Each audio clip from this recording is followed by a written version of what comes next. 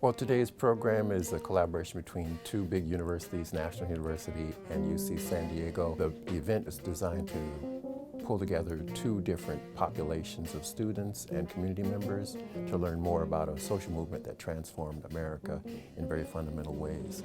And so the music, the culture, the films that we look at all examine how it was much larger than just a quote-unquote civil rights movement. And we think that's very important because most people can only see it in that lens. It's civil rights, period. Part of the beauty of this program is that we do bring together music, film, literature, sociology from my point of view, and social sciences, that it's kind of an interdisciplinary meshing. Many people moved into and expressed their protest in the arts, in music, in literature, in different ways. And so that's what we're really exploring with this. And that's what makes it very exciting, I think. It's unique in the way that it's not just a classroom lecture or somebody coming up and sort of lecturing at people and saying, here are the components of the civil rights movement.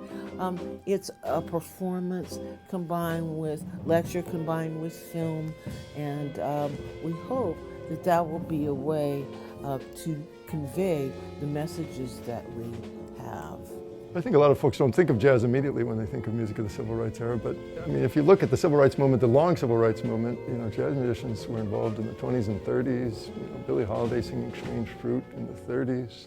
Ellington's pieces that were documenting the black, brown, and beige, documenting the African American experience in the 40s.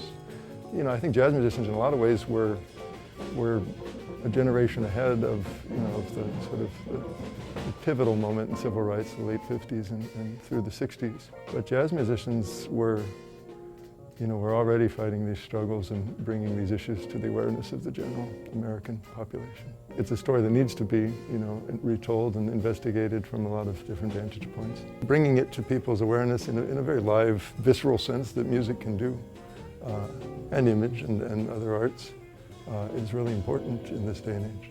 Civil rights movement is not something that happened in the 1960s, 50s, and 60s, and it's over, and now we go back and study it. That was one manifestation of it. But in order as well for students to understand and find meaning in what they're doing today, studying the history of the civil rights movement is very important. But the history is not over. It's continuing at this very moment. I think studying the history and background of the civil rights movement is a very, very important first step in opening the door to how things have come to be the way they are today, and also, and more importantly, how we can change things even for the better in the future.